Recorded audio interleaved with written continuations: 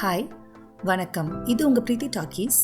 இன்றைக்கி நம்ம பார்க்க போகிறது நம்ம தமிழ்நாட்டோட பாரம்பரியமான மிளகு பூண்டு குழம்பு செய்முறை தான். இதை ஒரு செலவில்லா குழம்புன்னு சொல்லுவாங்க. ஏன்னா எந்த காய்கறியும் தேவைப்படாது. வீட்டில் இருக்க பொருட்களை வச்சு ரொம்ப சுலபமாக சுவையான இந்த குழம்பு செஞ்சிடலாம். இப்போ இந்த குழம்பு செய்கிறதுக்கு தேவையான பொருட்கள் என்னென்னு பார்க்கலாம் வாங்க.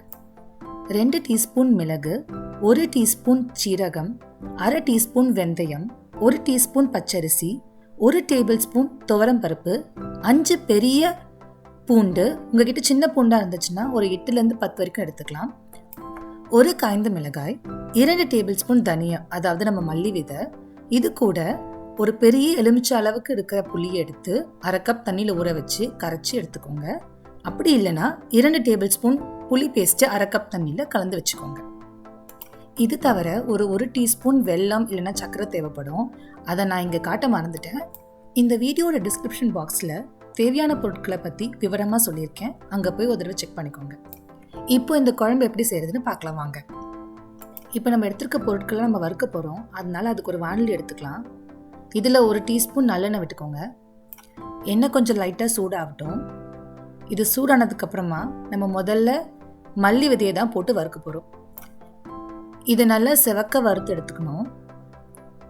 நீங்கள் புதுசாக சமைக்கிறவங்களா இருந்தால் இங்கே கொடுத்துருக்குற எல்லா பொருட்களையும் தனித்தனியாக போட்டு வறுத்து எடுத்துக்கோங்க. அதனால உங்களுக்கு கொஞ்சம் ஈஸியாக இருக்கும். எப்போவுமே மீடியம் ஃப்ளேமில் வச்சு வருங்க. இப்போ நம்ம அடுத்தது துவரம்பருப்பையும் பச்சரிசியும் போட்டு வறுக்க போகிறோம்.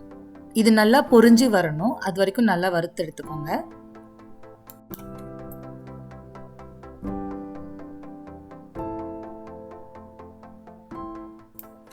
இப்போ இது நல்லா வறுத்தாச்சு.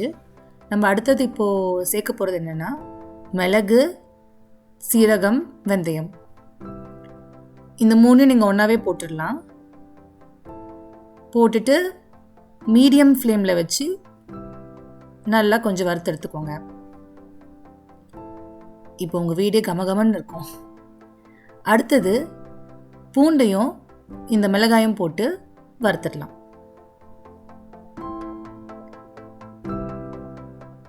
இது லேசாக வறுத்தா போதும். இது நல்லா ஆறுனதுக்கப்புறம் ஒரு மிக்ஸி ஜாரில் ஓரளவுக்கு தண்ணி விட்டு நல்லா ஸ்மூத்தாக அரைச்சி எடுத்துக்கோங்க. நான் இப்போ எந்த பாத்திரத்தில் குழம்பு வைக்க போகிறேனோ அதில் தான் நான் அரைச்ச இந்த மசாலாவை எடுத்திருக்கேன். அதோட கன்சிஸ்டன்சியை பார்த்துக்கோங்க. ஓரளவுக்கு கொஞ்சம் தண்ணியாக இருக்கணும். ஏன்னா நம்ம இதை கொதிக்க வைக்கும் போது இது நல்லாவே சுண்டி ரொம்ப திக்காயிரும். அதனால கொஞ்சம் தண்ணியாக இருக்கிற மாதிரியே பார்த்துக்கோங்க. இப்போ நம்ம இந்த கரைச்சி வச்ச புளி தண்ணியை இதில் சேர்த்துக்க போகிறோம்.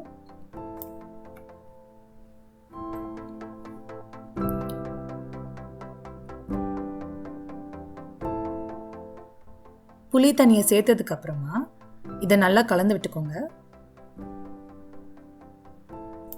இது லேசாக கொதி வந்தோடனே இந்த குழம்புக்கு தேவையான உப்பை சேர்த்து கலந்து விட்டுக்கோங்க. புளி தண்ணியோட பச்சை வாசனை போகிற வரைக்கும் இதை நல்லா கொதிக்க வைக்கணும். இது நல்லா கொதிச்சு இதோட அளவே பார்த்திங்கன்னா ஒரு 3/4 பதத்துக்கு வந்துடும். இப்போ பார்த்திங்கன்னா இந்த குழம்பு நல்லா கொதிச்சிடுச்சு. இந்த டைமில் நம்ம 1 டீஸ்பூன் அளவுக்கு வெல்லத்தை போட்டு கலந்து விட்டுக்கலாம். வெல்லத்துக்கு பதிலாக நீங்கள் நாட்டு சர்க்கரையோ இல்லை வெறும் சர்க்கரை கூட சேர்த்துக்கலாம்.